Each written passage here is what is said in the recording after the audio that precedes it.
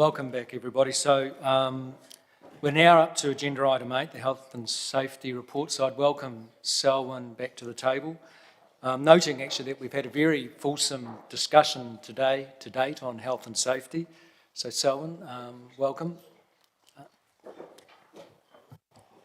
Kia ora tātou. I'm happy to take any questions in relation to my report.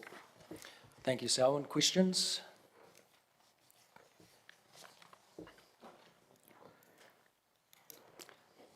It appears that we... Oh, Councillor Johnson.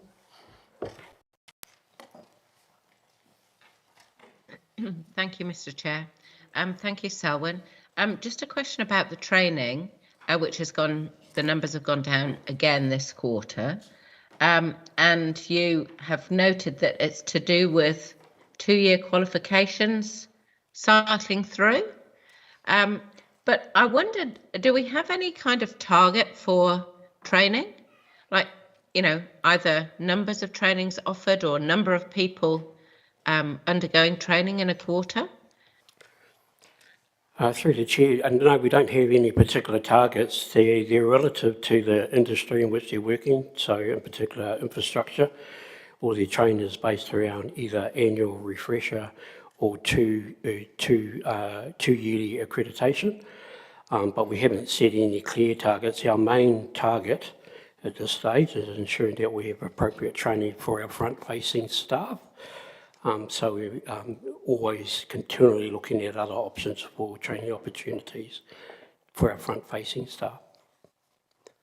Okay, would it be possible in future reports to include the relevant quarter for last year? So we've got the quarters March, June, September and December 24, but if we had the December 23 quarter, we could compare directly.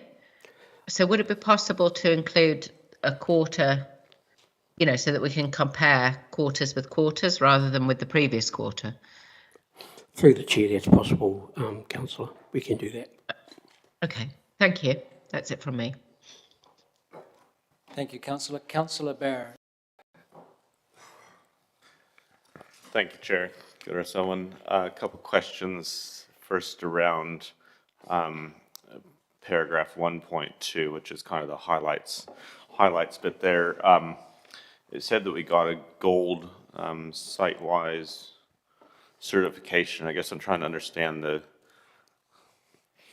what do we mean there, or what does that offer us? And I guess it feels to me like the audit that we just got was a lot more silver and bronze, and this is saying we're gold. So what does this accreditation mean?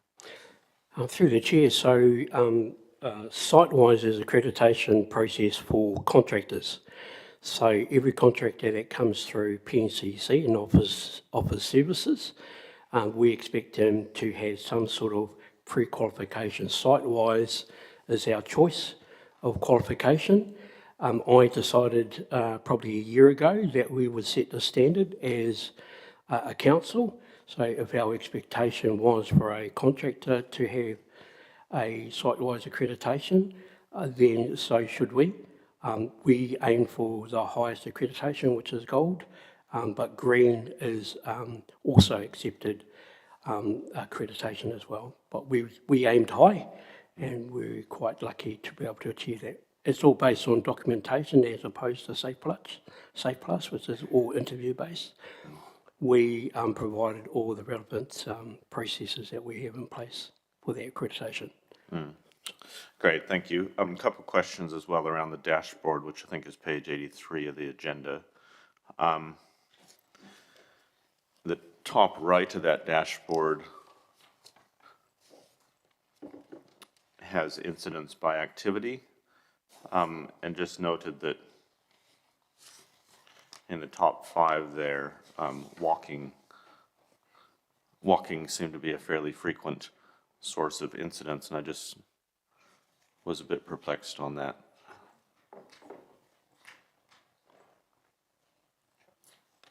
I'll have to come back to you on that one, Councillor. I'm not quite clear on the walking one. I'll just consult with my administrator on that.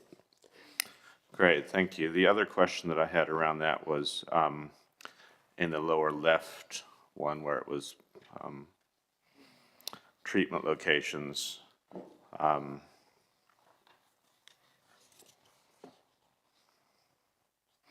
The case with the hospital treatment out of the library seemed to make reference to that being a health and safety incident for a library patron rather than a library worker. Is that, have I read that right? What's the question? Sorry, councillor? Can you repeat the question? Who went to the hospital? Was it a library worker or was it a library patron? Unsure. I'll have to dive into that. Great, thanks. I guess where I was trying to get to with that is the scope of this dashboard is only workers, not patrons of our facilities? Okay. We can work on that. Okay, great. Thank you, Mr. Chair. Thank you, councillor. Councillor Harpeter. Thanks, Mr. Chair. Thanks, Owen. Just wondered how many accidents were reported through ACC? The HR team might be able to report on that. I don't have access to that data. I'm not privy to that. So we don't combine that with, like, you've got nature of injury, so you've got 27 injuries happened on your dashboard. You don't correlate that with ACC? No. Okay. I don't get that information. The HR team does. Okay. Can I ask a question to the CE? Would you like to comment on that? Through the chair, I'm just going. I'm looking to my left whether or not Sarah's can provide a comment back on that, whether or not that's reported up through wellness reporting or the like. Either way, if there's, yep, we'll go there first, and then I might come back. Through the Chair, Sarah Morris, GM People and Capability. We do contain the data in our HR systems. That is something that we can get directly from ACC rather than our staff. In fact, they don't have to tell us if they're on ACC, but we can certainly include a comparison in the next report if you like. The information doesn't get necessarily translated up to the SLT level unless it's something significant and it is a workplace accident, which is where we would have our risk profile. Just sorry, thank you for that, Sarah. Just that 27 of these were injuries, so I just wondered how many of them actually correlated into ACC, were reported through ACC. So that's probably where I'm coming from.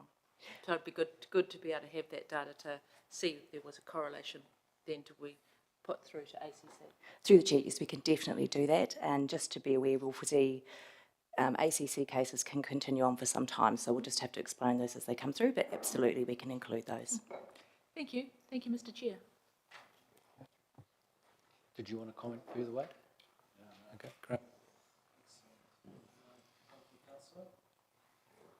Thank you, councillor. So there are no further questions, so we have a recommendation to receive the memorandum titled the Health and Safety Report for the period 1 October to 31 December 2024 as presented to the Risk and Insurance Committee, and that the Chief Executive release attachment to as is practicable. I have a mover, Councillor Naylor, seconder, Councillor Dennison. So we'll open for comments from the floor on this paper. And I don't think there are any. Sorry. Councillor Johnson, go ahead. Thank you, Mr. Chair. Just a quick comment around training. I see that in appendix, or attachment 3 rather, we have got the December 23 quarter, and there were 210 staff attending in that quarter, and this year only 52. And the number of events in the December 23 quarter were 35, and this year only 15. So I do think that's a genuine decrease in the amount of training that's happening, and certainly in the number of staff that are attending trainings. And I would like to make sure that we are prioritising training opportunities for staff, because I think keeping health and safety training fresh of mind requires doing it regularly. And in particular, some of those trainings are quite important to prevent injury, particularly the manual handling training, which I see hasn't been done for quite some time. So I just encourage staff to make sure that trainings are made available and that there is some oversight of the level of training that's happening to make sure that it doesn't drop off too much. Thank you. Thank you, Councillor. Councillor Harpeter. Thanks, Mr Chair. I just want to commend Selwyn on the report. Just want to say that the Health and Safety Dashboard is a very good report, and thank you very much. Do want to see in future if we can tie in what we get from ACC, because I think that if we see 27 injuries in one quarter, we do actually want to correlate that to actually how much we're actually paying to ACC and how much that's actually costing us as an organisation. So I think that's really important. So if we can get that, that'd be really great, because it is all there. So it'd be really good. Thank you very much. Thank you, Councillor. The list is now empty, so I think that we should put this recommendation to the vote. So if we could do that.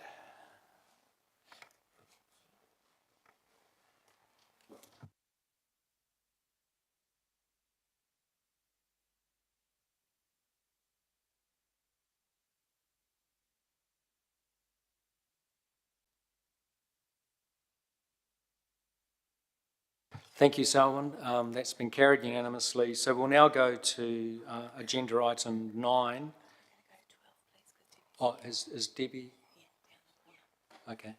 Excellent. So we're going to have a slight change in order. So we'll now address agenda item 12 and welcome Debbie Pereira and Scott Manser to the table. And Desiree, are you joining? Thank you. So, thank you. Good to see you. We're in your hands. Thank you. Kia ora koutou, Mr Chair, councillors. This item presents the management letter from Audit New Zealand as part of their usual audit cycle for the year end 30 June 2024. In the management letter, which I've learned it was called, there is commentary on the past actions that and progress taken on those, with a further 5 items for consideration by the organisation. SLT have looked at those and agreed the action plan that's attached to the report with timeframes. So, Scott. Cool, thanks Desiree. Yeah, this is very much the formalisation of the wrapping up of the issues that Audit New Zealand raised through last financial year's audit. These were all spoken about in the chamber as we adopted the annual report, so this is now the formalisation of that and management's response to indicate timeframes to Audit New Zealand on resolution for our upcoming audits. And with that, probably go for questions.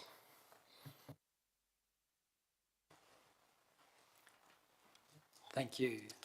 Councillor Zabelin.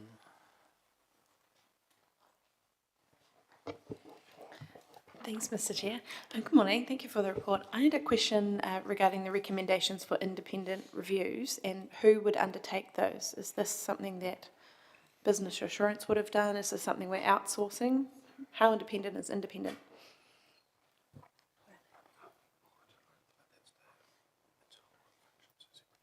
Yeah, that would be part of the Business Assurance internal audit function.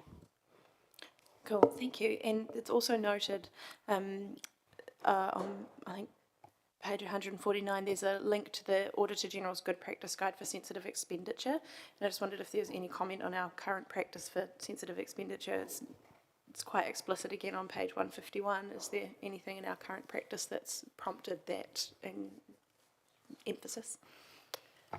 Through you, Mr Chair, I can answer that. So we do review Council's policy against the Auditor General's best practice, and if there is anything, we would bring it to your attention. I've gone through that, and there might be 1 or 2 things that's not applicable to your council, but there was nothing that was of concern. And also, just as part of our audit, we do specifically look at sensitive expenditure, so it is part of our brief, and we always look at, and this is for every entity, not just your entity, but we always look at chairs or mayors and Chief Executive's expenditure, and then we look wider as well, but we might do that a little bit rotationally. So, so there is a specific section in here, and then if there is anything to raise, we would raise that with you. Great, that's reassuring. Thanks very much. Thank you, Councillor. Councillor Naylor. Thank you. Thanks for the report. I've got some similar questions to the previous councillor. Just in terms of page 150 and 151, or page 24 and 25 of your report, there's some council policies overdue for review, and those are outlined, and that seems to date back to 2018. I'm just wondering, and then on the next page, the description looks like it's talking about sensitive expenditure. It talks about credit cards, travel, meals and accommodation, etc. Which policy is that outlined in that relates, are those the ones that are identified above? Yes, so this report item has been outstanding for since 2018, and it used to be a lot longer, so it used to have a number of other policies. So as the policies are updated, that is reduced. The specific policy, I'll pass to Scott. Thank you for the question. So the specific policy that sits in is called sensitive expenditure. And I believe it was last reviewed last year, but it is needing a new check following the implementation of authority altitude, just to ensure that any process documentation is accurate given the new operating environment for council. So it was approved last year. Did that come to us for approval? Or is it an operational It's an operational policy that goes through our senior leadership team. Okay, so can we view that as elected members to understand what's in it? I've just got a little bit of a nod from Wade, so I don't see any reason why not. Thank you. And just your prior answer to Councillor Isabella was that there was nothing, inconsistent with our current practice in terms of the Office of, OAG requirement.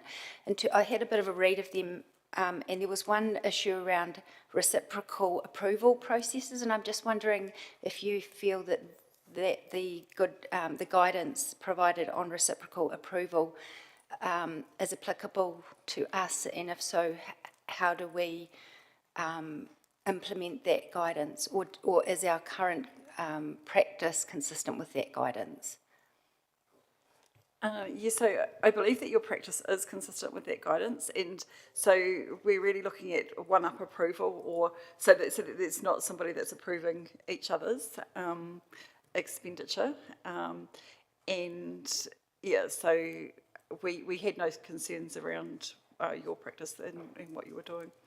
And we look at that every year, so we will be looking at it as part of our 24-25 report as well. Okay, and sorry, Scott, I didn't quite catch you when you said it needs to be updated, the sensitive expenditure needs to be updated to be in line with what, sorry? So when the policy was reviewed, it was right at the start of authority altitude being implemented. So the review that's scheduled for this first 6 months of this year is to ensure that the policy and procedures that we've written in that policy are still fit for purpose with the new system. And if there's any minor tweaks that we need to make to any operational processes to make sure we're within the guidelines that OAG have set. Okay, thank you. And just final question, when those policies that are overdue, when will they be worked on? Yeah, so the gifts and rewards policy is currently undergoing its review right now. As part of that review process, we're also looking at a wider internal piece of work around policy review, and that's going to set the framework for the next series of policies, excuse me, specifically those two that are listed, plus any others that are due for review will go through that new framework as well. And are those policies that will come to us, or are they operational policies? Majority of them are operational policies, but if there is any applicable ones, that they will come to you as well. Okay, thank you. Thank you, Councillor. Councillor Harpeter. Thanks, Mr Chair. Just looking at the 5 new recommendations that you put on page 131 and 132, I know you've got the dates within the next, well, one's soon, in the next 6 months. Have you got actual dates of when they'll be delivered? Two of them have already been delivered. We've put the end of the financial year just to enable any review process as things are up and running. So the two payroll ones have been done. The creditor master file, I've just had a staff member go on sick leave unexpectedly. Otherwise, I would have been able to provide that answer today as well. So 3 of them are imminently done. So the first one, 5.1, when will that one be done? I've been waiting for this question. This is a little bit more tricky to answer, so I am actually just going to ask Jeff Baker, our Manager of Planning Services, to speak to this one a little bit more.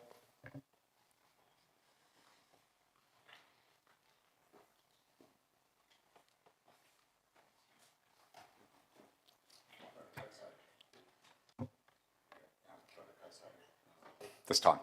Kia ora koutou, ko Jeff Baker. Ahau.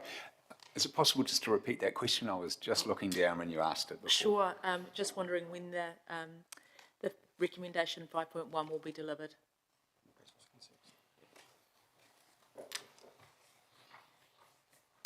It's a work in progress. So you'll recall when we had the annual plan meeting last year, we said that we had issues with the data set from the 23-24 year associated with the system, issues we've got using the system.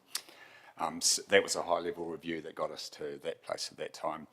We're in the midst of a detailed review of the whole data set for 23-24, and that's going well. And the learnings we've got as part of that review are flowing into the work we're currently doing now. So we're getting closer. We're not quite there yet. One persistent issue is with a stop clock functionality, which enables us to exactly define the start and stop dates on given consents. And I've been told it's about 95% complete. There's still some testing issues to go with it. So we're getting close. Don't have a deadline, but we're ploughing through all the work we have to do to get there. It's quite complicated. I understand it's 12th of March today, and this is due by the 30th of June. Is that still going to be achievable? I think the review work that's ongoing, my honest assessment is we probably won't be there at that time based on track record and how complex it is working through the issues we've got. We're certainly in a lot better place than we were 6 months ago with the changes that we've implemented. However, things are taking longer than expected. Okay. If I could just add as well, we're working with Civica, our provider of our authority altitude system as well, to ensure that this is a top priority for them to fix. It's one of our most critical tickets that's lodged with them, and we're continually reminding them of the importance for this reason to get that over the line as quickly as we can. Okay. Thanks, Mr. Chair. Thank you, Councillor. Councillor Barrett. Thank you, Chair. Just a couple questions in the audit report itself. Paragraph 2.6 there, which is page 134 of our agenda papers. A reasonably long list of corrected errors. Just wondering kind of overall what's in place to hopefully shorten that in a year's time. Yeah, thank you for the question. You'll note the stars next to 3 of those items, and 3 of those items were directly attributed to the new system being in place. As with any system, it takes a little while to understand its full capability and how it treats things. We regularly have reviews over our accounts every month. The quarterly reports come through the Chamber through the Strategy and Finance Committee. Each month, the team will do balance sheet reconciliations to make sure things are appropriately recorded and coded as they come in, and managers also review the costs and their activities as well for expected costs and revenue and things like that as well. So there's a number of checks in there. In my experience through audits, there's always some misstatements, and that's usually as a result of a journal going not quite the right way, or some slightly updated guidance that's happened through the year, and we have a conversation with the audit team about how better to report that to enable the transparency through the reporting functions. We've got a number of checks and a number of reviews in place over the financials to ensure that this list is as small as possible. Thank you. Could I perhaps ask you, Debbie, just is this kind of within the bounds of normal? Yes, it is quite normal to have these changes. Some of these are around valuations that have come in later after the original draft of the annual report, so that has been updated. But yeah, you will often see differences as the audit goes on. Yeah. Great, thank you. Next question is in paragraph 2.7, page 136 of the agenda. Talks about a deficiency in the disclosure of rates revenue. I just wondered if you could explain that to us a bit more. Yeah, so again, the first year end in the new system proved to be quite challenging to meet the originally agreed timeframes with Audit New Zealand. So the corrections through 2.6, 2.7 and 2.8 were as of the draft on the 2nd of August. You may recall, I'm not sure if it was through the Chamber or not, but we were right in the midst of finalising the year-end accounts through there. There were a number of processes that we hadn't run previously that we didn't know how long took. So some of those things are just the timing of when we provided the first set of information to audit versus a more accurate version, which was, I think, about 2 weeks later. And most of these issues were resolved within that first 2 weeks of the audit. So it was a little bit of a timing issue because of the new system. It took us longer to get to where we normally would before providing through to audit. Cool, thank you. And finally, just on page 144, there's some references around asset disposal and a policy that's in development. I guess, could you just tell us a bit about how asset disposal is currently working and what the policy's hoping to address? Yeah, so this one's been ongoing ever since I've been here. I think I actually reviewed the initial draft within the first month of me being here, a touch over 2.5 years ago. The change in system has resulted in a change in the policy. So what we've done is we've bedded the system in. We are operating under the intent of that policy as is and fleshing out all the minor details and things. And now we're circling back and updating that policy so that it's fit for the new system and environments. It's currently been drafted by my financial accounting team, and it's been passed over to the asset planning and management division to ensure that it's fit for their purposes as well, with information coming from the various asset systems that we have through to the financial registers. Great, thanks. So in terms of the day-to-day disposal of assets, do we have any concerns around any inappropriate behaviors or activities in that regard? I'm certainly not aware of any, and I might look to Debbie just to confirm that thinking as well, but yeah, I'm not aware of any actions outside the intent of that policy. Yeah, and likewise, I'm not aware of any. I think our point here really was that the finance team needed to be updated when an asset was disposed of, because there were a number of assets that were fully depreciated, sitting on the books, but they were perhaps no longer in use, and so it was really a clean-up around that. Yeah. Great, thank you. Mr. Chair. Thank you, Councillor. I have a question for you, Debbie. I guess this is a backward-looking report for 2024. Could you just perhaps take a moment and share any changes in emphasis, changes in context, or issues that are arising in the current audit that will obviously flow through in due course, but perhaps some early warning or an outline of what's on the plate, what's changed? I think that would be helpful for the committee.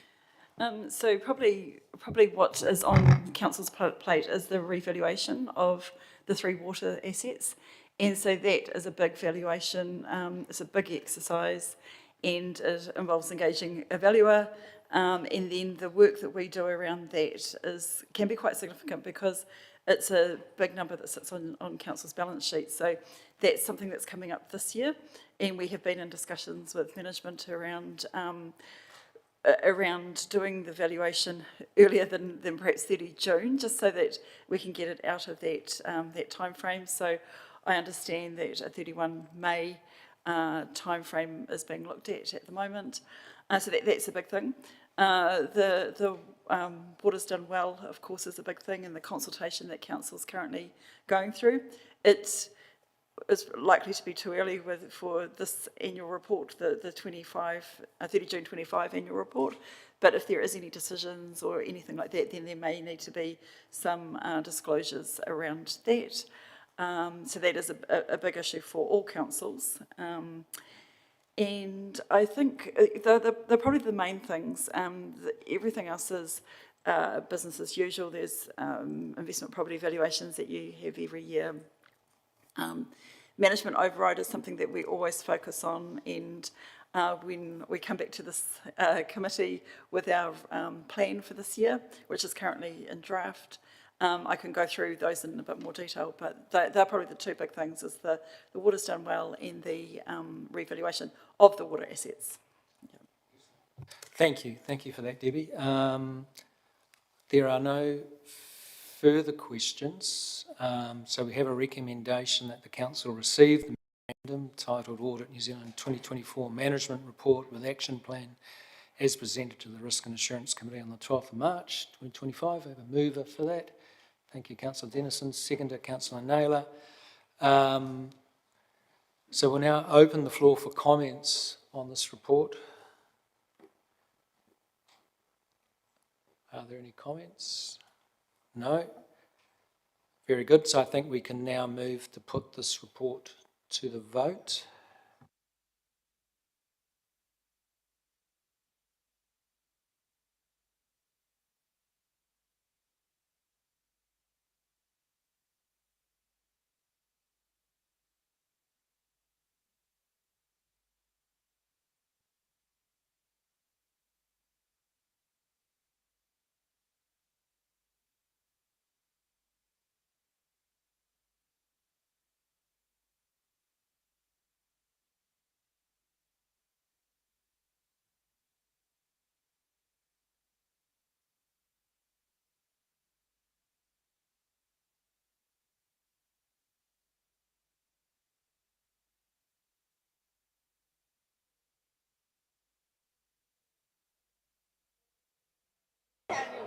A very common theme here. Okay, so my vote's counted. So I think, therefore, that's carried unanimously. Well, hang on. Right, thank you, everybody. So that brings us now to agenda item 9, the Wellbeing Report, and I'd like to welcome Connie Roos and Wayne Wilson to the table.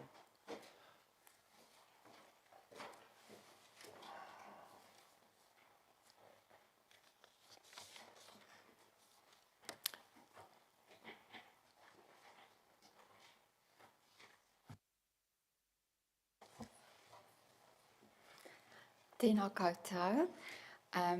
In summary, I just want to note on the current report for this quarter, you will also note that some of the training activities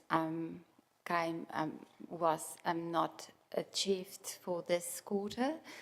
The reason for that is that most of the paid training or external training will be deferred to the quarter 3 and quarter 4, purely because attendance rates during December and January is really low. So for that reason, external training gets moved forward. We also spend a lot of our training efforts, corporate training efforts, in the management essential space. So the training resources was more focused on that area for the quarter in this report. We also had some issues with participation rates in the offboarding survey. Again, we're working on that to correct it. I think a highlight for me in this quarter is really around cross-collaboration across our teams to support our people when they go through adverse events. I can confidently say that we worked really closely together to make sure that people get the wellbeing support in these adverse events when these occur. So on that note, I'm open to any questions if you have them. Thanks. Thank you, Connie. Councillor Harpeta.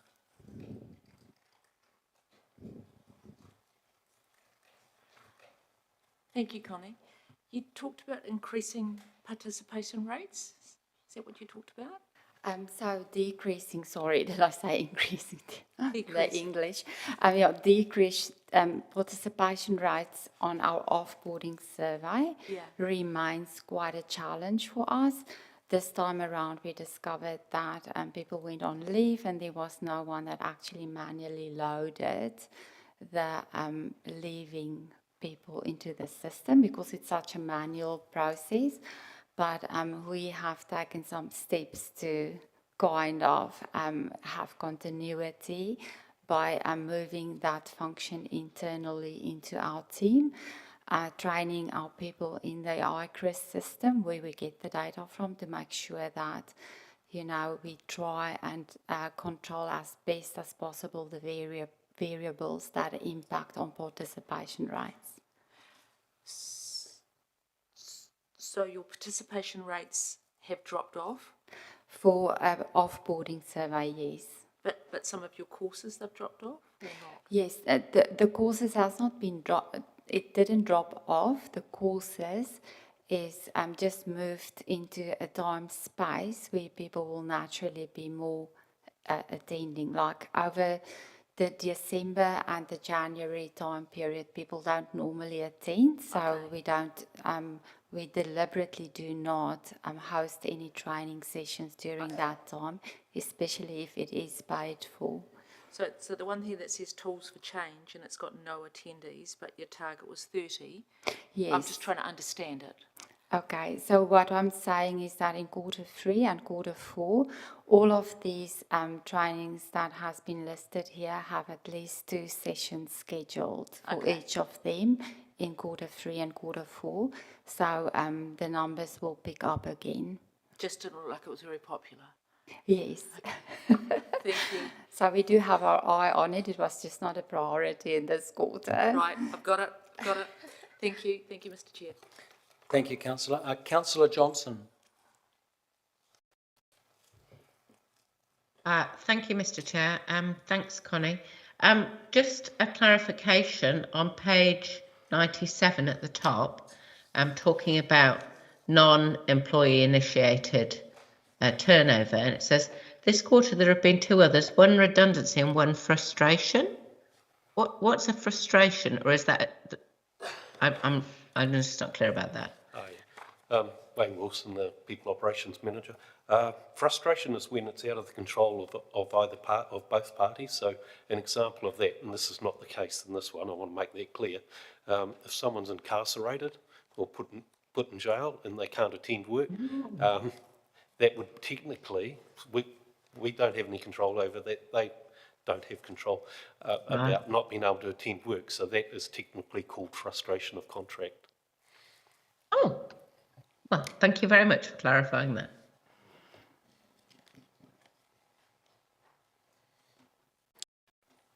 Thank you, Councillor. Councillor Naylor.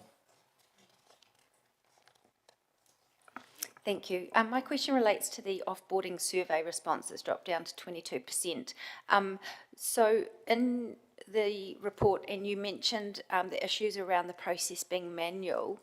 So I'm just wanting to understand, are you suggesting that people are filling the form in but it's not being input, or are people just simply not filling the form in?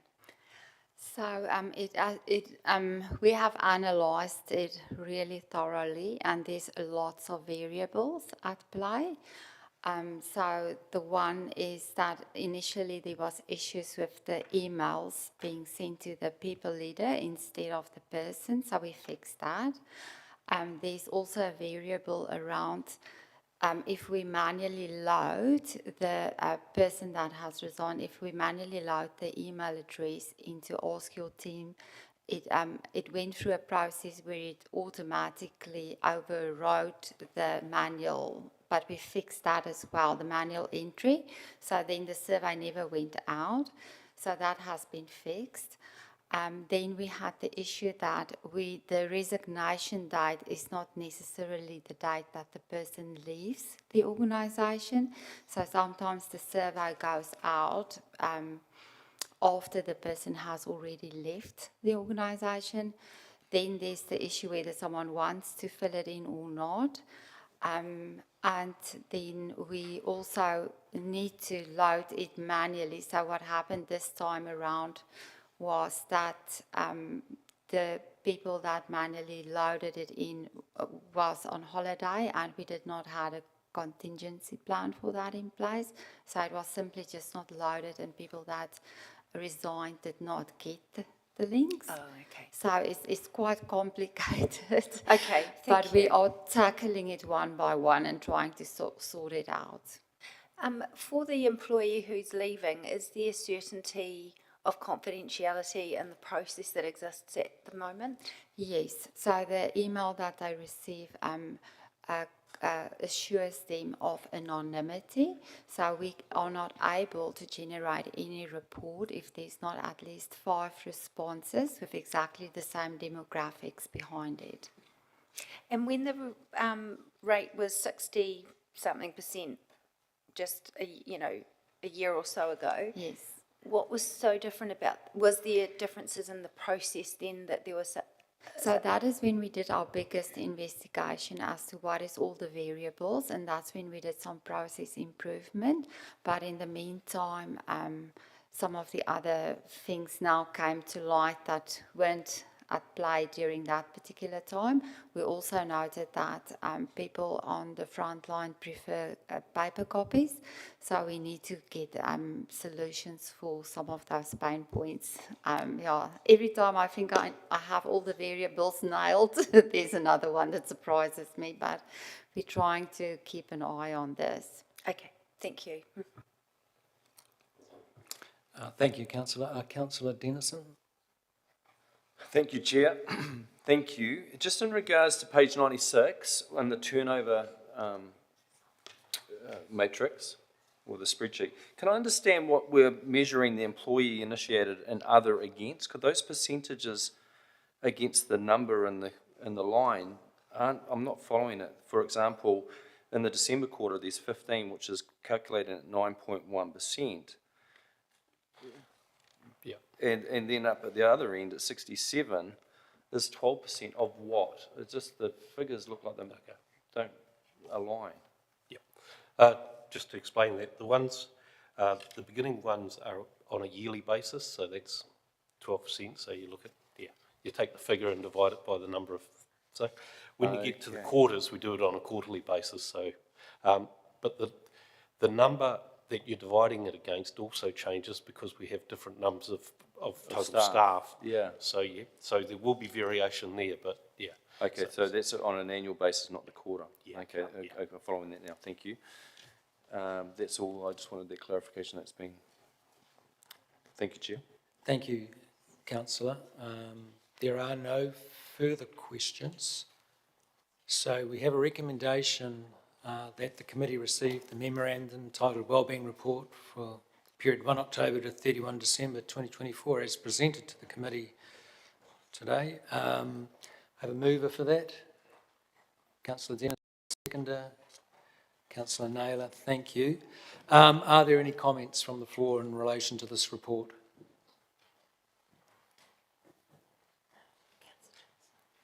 Councillor Johnson.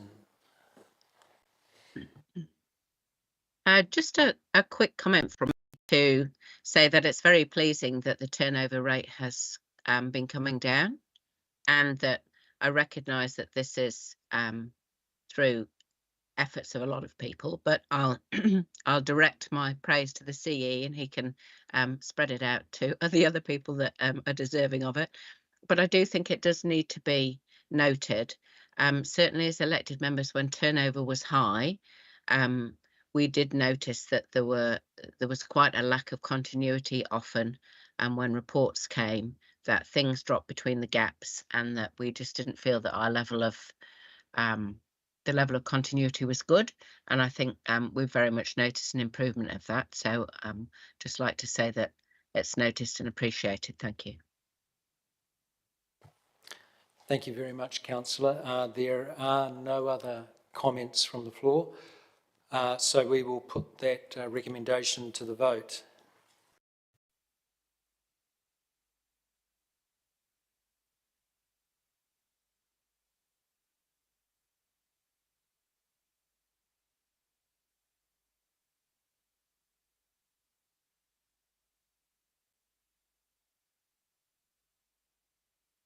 That has been carried unanimously, thank you, and successfully counted. So we will now go to agenda item 10, which is setting the council's risk management appetite and tolerance levels. Welcome Stephen, risk management advisor, to the table.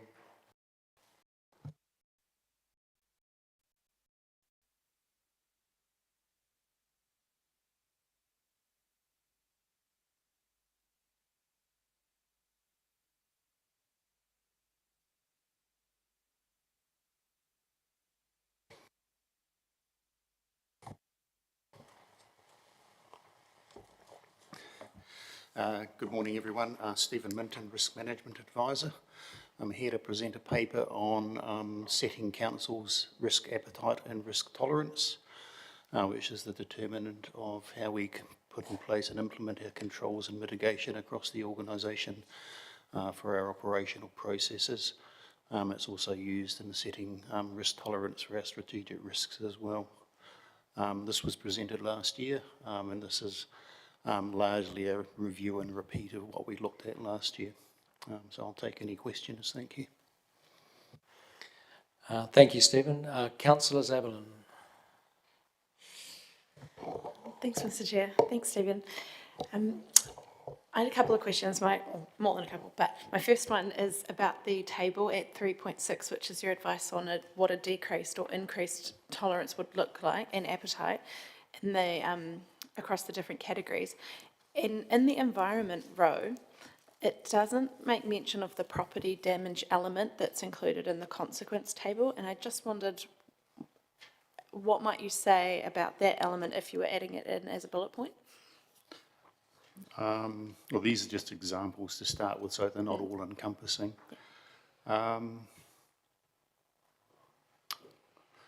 I probably haven't got a lot to say about property damage per se. I mean, it looks more at the damage to the environment, recognising that property, I guess, is there.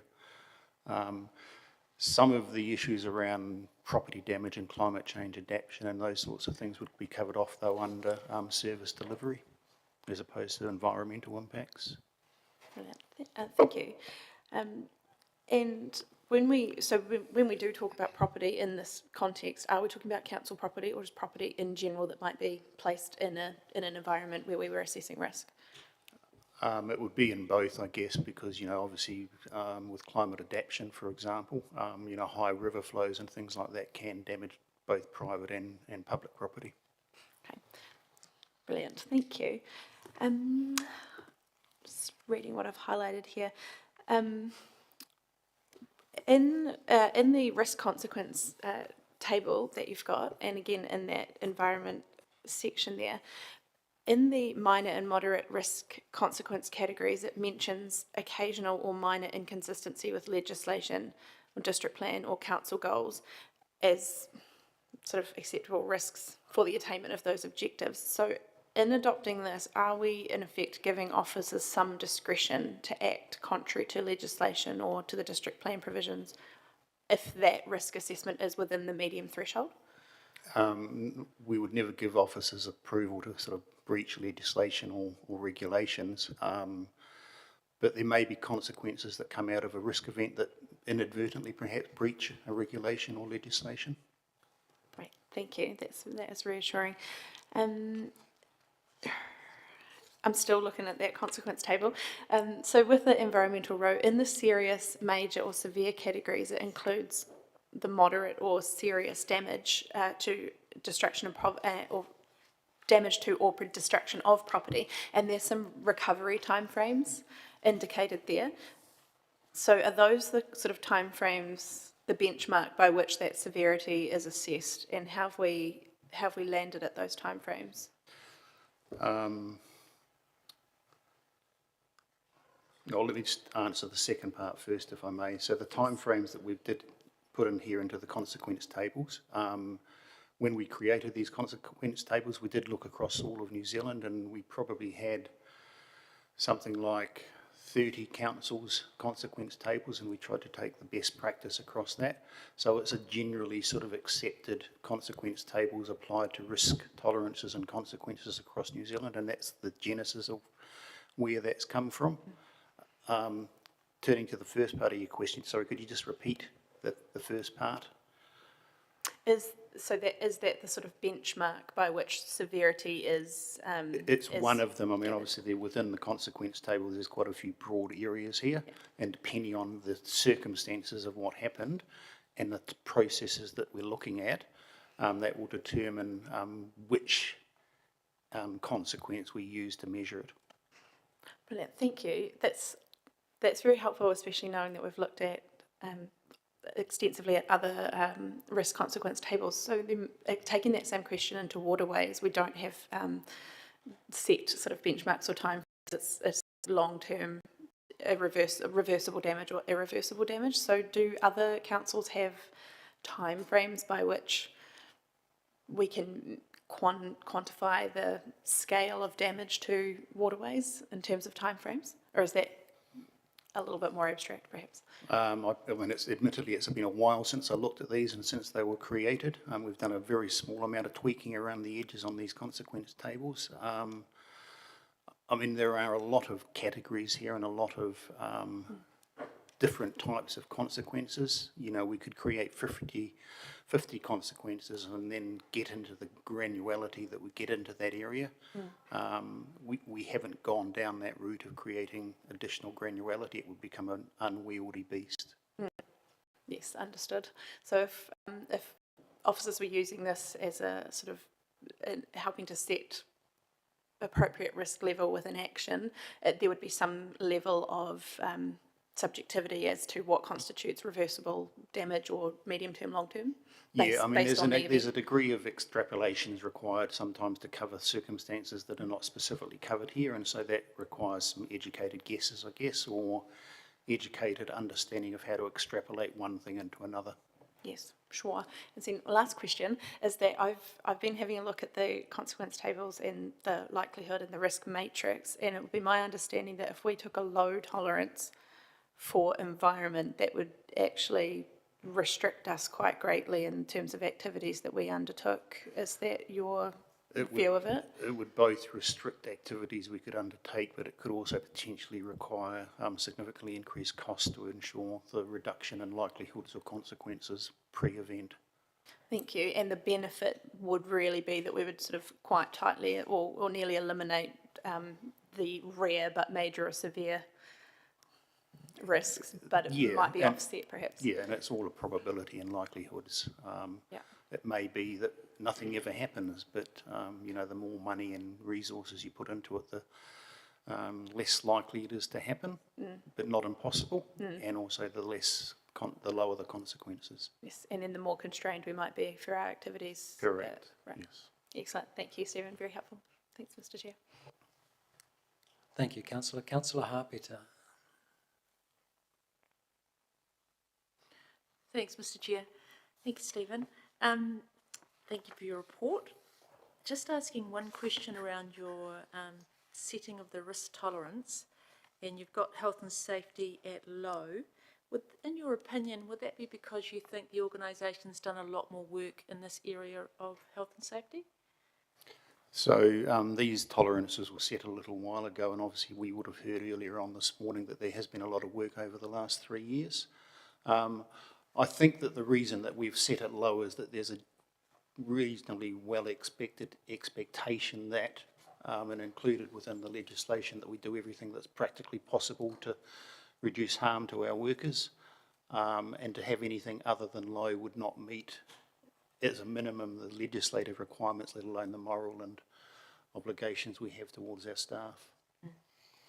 Thank you. Thanks, Mr. Chair. Thank you, Councillor. Councillor Johnson. Thank you, Mr. Chair. Sorry if there's any background noise. I've got council staff doing work in the street, so. I just have a question. You know, we're being presented with the same risk appetite and risk tolerance matrix as we approved previously, and I must admit I had some significant concerns about it at the time. Is there any, I mean, is there any evidence you can give us or any examples you can give us of where the risk tolerance levels have been used and where they've turned out to be effective at this level? I'm just looking for some evidence that would support the decision to maintain these risk levels. So we use the risk tolerance levels in all of the risk registers we develop at an operational level, and we've documented hundreds of processes across the council. Against every single process that we document, we measure the what we call the residual risk against those tolerances. And in cases, and there are quite a number of cases where the risk tolerance is breached within our processes, and that does trigger a review of the process as well as a requirement for the risk owners, which is typically the divisional managers, to come up with solutions as to how to correct their processes by either reducing the consequence or the likelihood to the extent that the residual risk comes down to the risk tolerance. So it's used almost an everyday event when we're looking at our operational risk registers. And some of the consequences of that potentially could have ended up in this chamber as well, because sometimes there's a requirement for resources, for example, to be allocated to resolve some of these issues. Okay, but now imagine that you're in my position. I don't see any of that information. I've got your report in front of me and you're asking me to just accept that these are the right risk levels. Do you see that that's a bit tricky for me to be able to make that judgment? Yes, the tolerance levels, we would firstly say that on balance we think that they are reasonable. I wouldn't necessarily expect, and I'm not, I wouldn't want to dig into the great detail of operational risk registers that we have. We'd be here forever looking at that.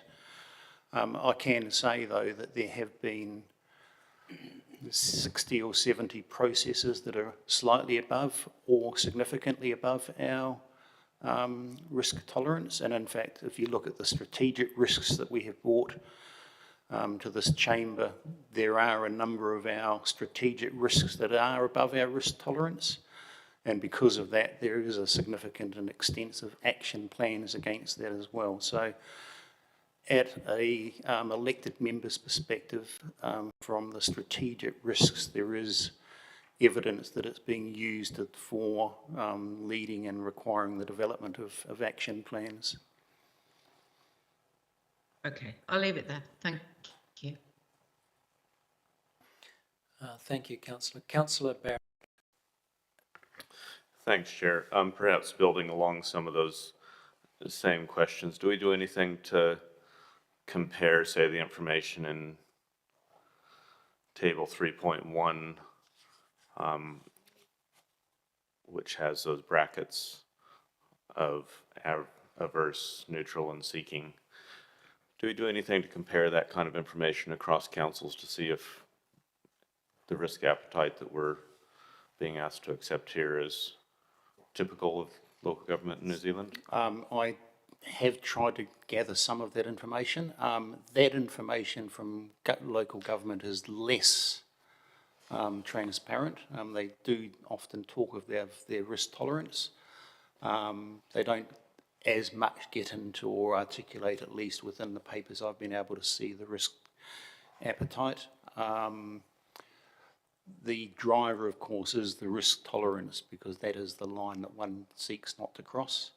I have found some academic research around risk tolerance and risk appetite, and for at an industry type level, I would suggest that the risk appetite that we've laid down here is in line with what some of the academic research would suggest a local government publicly funded organisation should be using.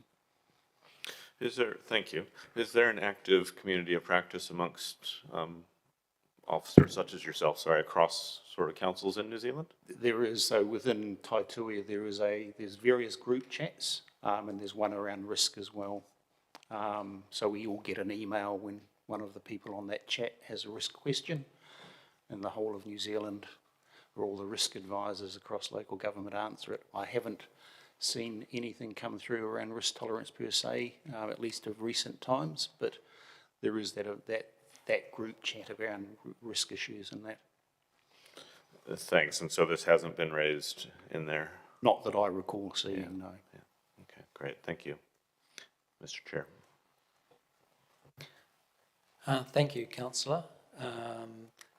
It appears that there are no further questions. So thank you, Stephen, for your report. We have a recommendation that Council should reconfirm the risk appetite and tolerance levels as noted in sections 3.1 and 3.2 of the memorandum, setting Council's risk management appetite and tolerance levels presented to the Risk and Assurance Committee on the 12th of March 2025. I have a mover for that, Councillor Dennison, a seconder, Councillor Naylor. We will now throw this paper open for commentary from the floor, and Councillor Zaberlin. Thank you, Mr. Chair. I have made some previous comments in the chamber that I've not been satisfied with a medium tolerance setting for the environment based on the level of adverse effect that's detailed in the consequence table. But on looking on that quite closely and after the answers I've received today, I have come to a different view, noting that a low risk tolerance would potentially restrain our activities with environmental effects to only the possible, unlikely or rare events with minor effects. And to my view, there are provisions in the District Plan and the Resource Management Act and other elements which officers must also take into account and adhere to. The medium setting still gives us scope to work where there is almost certain or likely events but with minor effects, which are well defined in our consequence table. So I do have some comfort that this risk tolerance is appropriately set as a line not to breach in this area, and I'm happy to vote for it today. Thank you. Thank you, Councillor. Councillor Johnson. Thank you, Chair. Yes, I have also expressed some reservations about the risk appetite and tolerance levels. And I have to say that my opinion hasn't changed, unlike Councillor Zaberlin. I don't feel that the report gives us enough information to be sure that we've got this right. We've been asked to just take it on trust that we've got these levels right. And I feel that the answer I received around how it was working in practice gave me more cause for concern, because it indicated that there were many instances where even the, as I would see it, relatively risky levels of risk tolerance that we have at the moment are being exceeded. So I would much prefer a more risk-averse matrix, I must say. And I understand that view isn't shared perhaps by the majority of councillors, which is fine. But I do feel it's necessary to put my comments on record. Thank you. Thank you. Councillor Harpeter. Thank you. I'm comfortable with the tolerance levels as they've been set, and particularly in looking at the latest reports that have come out from the officers in terms of particularly health and safety. I think we've seen a good rigour in terms of the health and safety function that has been shown to us, and I think that's exactly what we should be seeing. It's the officers' responsibility for health and safety. It's not ours as governors. It's the officers to do that work, and we've seen that, and they've shown that with the reporting that we've seen, and I'm really proud of what they have shown us. So I think the tolerance levels are at the right level, and really proud to support this report. So thank you. Thank you, Councillor. Councillor Barrett. Thank you, Chair. I wasn't planning to comment, but Councillor Hoffeta did give me reason to first smile and then press the button. I find it wonderfully ironic that using health and safety as the poster child would be a justification for accepting the rest of what's here, because health and safety is the one case where we do have a very low appetite. And yes, that has been well driven through now in terms of what we're seeing in terms of the audit, in terms of the process, in terms of the reporting, etc. And like Councillor Johnson, I have an inability to accept that we should have a medium tolerance around things like legal and compliance, environmental, reputational, etc. So I'm again in a position unable to support this. I think what would help in terms of this coming to a future council would be some evidence around benchmarking in terms of where other communities and councils are at, where if there is academic research or other case study information that could help inform us to better understand what's appropriate or not. But I really cannot bring myself to a state of comfort around having a medium risk tolerance around some of these quite fundamental areas for council. Thank you. Thank you, Councillor. Councillor Naylor. Thank you, Mr. Chair. Yeah, I'm happy to support this recommendation, but just wanted to give a brief explanation why, because I think some good points have been raised in terms of finding the level of risk appetite that we're comfortable with. In the purest sense, of course, we all want a lower risk appetite, but when we look at the implications of that, particularly on the table on page 105, what comes with a decreased appetite and tolerance is an increase in costs. And I think that's something that we need to be mindful of when we have this discussion, when we're already in a position where the activity that we undertake imposes a huge cost to our community, which is increasing at a fast rate. We do need to be mindful of that implication. So on that basis, I'm comfortable with the level that where we've got it at the moment. Thank you, Councillor. It appears there are no other comments in relation to this paper, so I think we can now put that to the vote.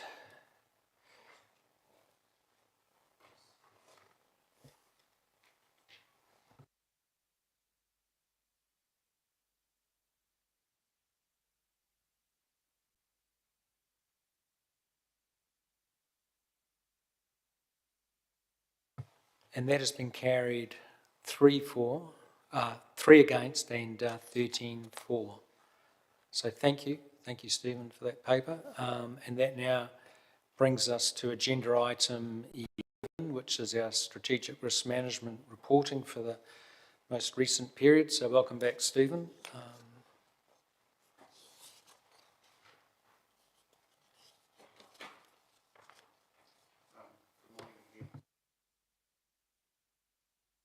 Good morning again, Stephen Minton, Risk Management Advisor. Here to present a review of the strategic risk talent attraction and retention. You will recall that we have 11 strategic risks that were all reviewed and presented to this chamber last year. And the outcome of that was that we indicated that we would continuously review those strategic risks and report back on the actions and where we're going with them and whether there's been any significant improvement that would change the rating. This report brings the first one of those back, and only one, and it includes some additional information in the second page from previous reporting that has a more specific updates against each of the actions for your information and as requested by the chamber. So I'll take any questions on this now. Thank you. Councillor Naylor. Thanks for the report. I'm interested to see that we've retained the residual risk as medium for this risk.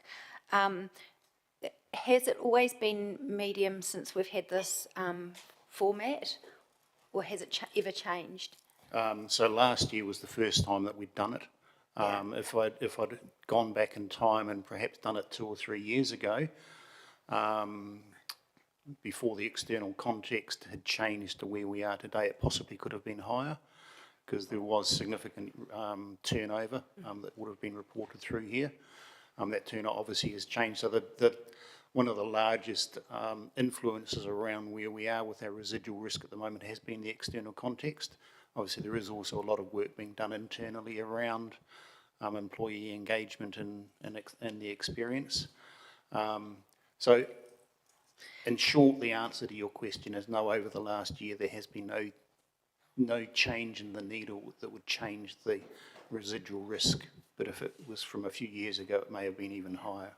So what would be required for that residual risk to be in the low category, given the progress we've made in a number of areas and as you say, the low turnover?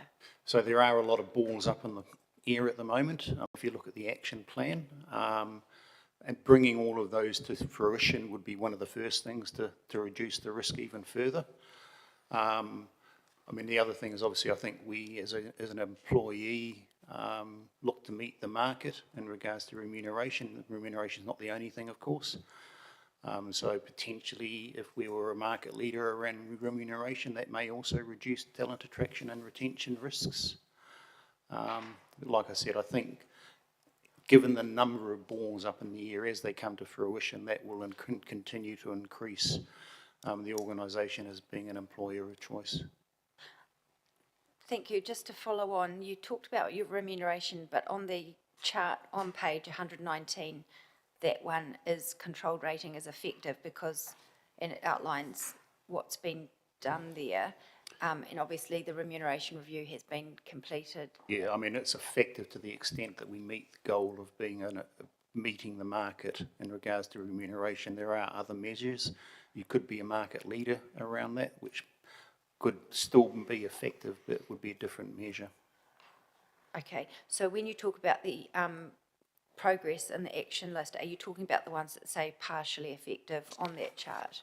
No, I'm talking about the ones on the next page where we've got a list of action plans or considerations, which are all activities or actions that are required on the part of officers. And as these come to fruition, including some of the frameworks are finalised and implemented and rolled out, the closure and BAU of those activities are the things that are going to improve our residual risk. Okay, thank you. Thank you, Councillor. Councillor Zabelin. Thanks, Mr. Chair. Thanks, Stephen. Do we anticipate this particular risk being somewhat mitigated by high unemployment stats as we're currently experiencing in New Zealand? Noting that's not a control as such, but surely an influencing factor? Absolutely. So because strategic risks look at the external context as well, and like I said, that's been one of the biggest drivers in bringing the risk down on this particular strategic risk, in that it's really a buyer's market when it comes to hiring staff at the moment, and there's not the opportunities to pull people out of the organisation as well. So high unemployment and the knock-on effects of that's probably the biggest influence of the strategic risk at the moment. Okay, interesting. Thank you very much, Mr. Chair. Thank you, Councillor. Stephen, thank you for the report. I note that, and reflecting on the discussion around risk appetite and risk tolerance, your summary of the strategic risk dashboard has us for several of these strategic risks, our residual risk being higher than our target. So could you perhaps just take a moment to comment on where the major sticking points are, what's underway, what are we doing to meet our target risk level on some of these matters, and what's keeping you awake at night when you look at that residual risk? We obviously, as we went through the other 10 strategic risks last year, some of them have obviously come out at a landing spot that's not ideal. And there has been formulated and listed within the strategic risk quite a long list of action plans and remediation work that's being done. I haven't as yet, but will be over the next few months, looking to see where we are in the progress of those. There are, in some of them, actions that, when they come to fruition, will significantly reduce the risk. Officers are aware of what's required to bring them down, and it'll be reported back through to here. I'm not in a position to give a definitive comment on where we are overall on the actions against those other 10, except that I am aware that there are things that are progressing and going on. I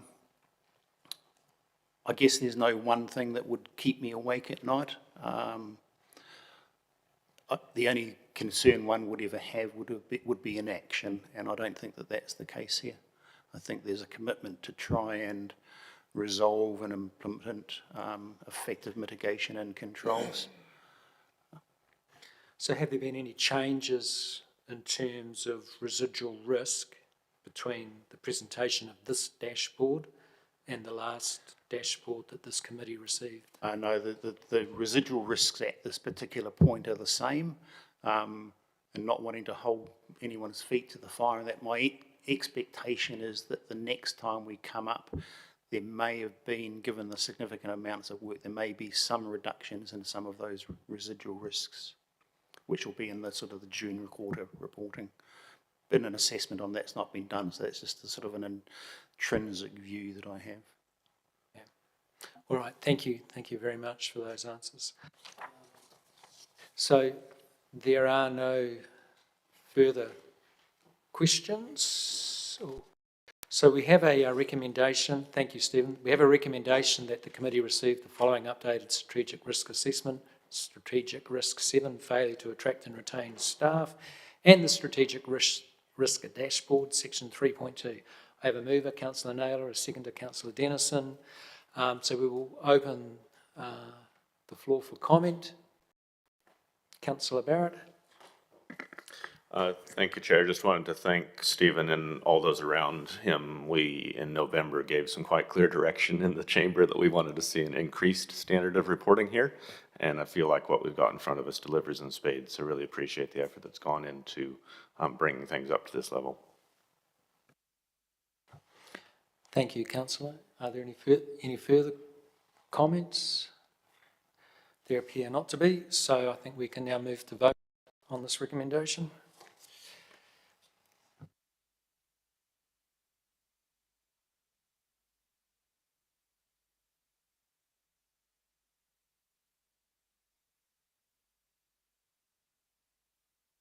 That has been carried unanimously. Thank you. So thank you, Stephen. So that now brings us to the committee work schedule on page 123 of the papers. Sorry, 159, apologies. And Wade, did you want to comment? There are no comments, so we'll go directly to questions. Councillor Naylor. Thanks. Just a couple of questions. Firstly, the fraud and whistleblowing policy as required. Is the lack of a report, am I safe to assume that that means there's no reports? That's correct. Yeah, thank you. And also on the next page, the LTP debrief just says 2025. When might we expect to have that? Through the Chair, I'll just have to take that on notice. I would have, David Murphy's not here to answer that one, so I'll take that on notice and we'll circulate a response here. Thank you. Thank you, Councillor. There appear to be no further questions, so I think we can now move to the recommendation. The Risk and Assurance Committee receive its work schedule dated March 2025. So I'll throw that open for any comment. Oh, sorry, moved and second. Councillor Naylor, Councillor Dennison, taking shortcuts. So are there any comments on the work schedule from the floor?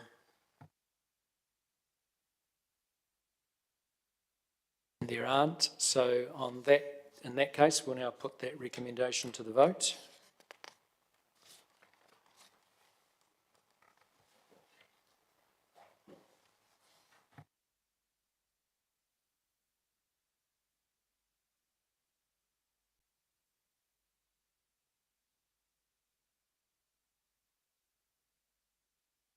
And that has been carried unanimously, which now brings us to closure of our meeting. So thank you everyone for the discussion and attendance today. And I'd like to call upon Councillor Marshall Lobb to close our meeting with a karakia. Tēnā koe, Mr Chair. Thank you very much, and also to our elected members and to our officers. Tēnā koutou, and to all who are watching. Ko te pai tā tātou hui I tēnei wā. Our hui has finished for the moment.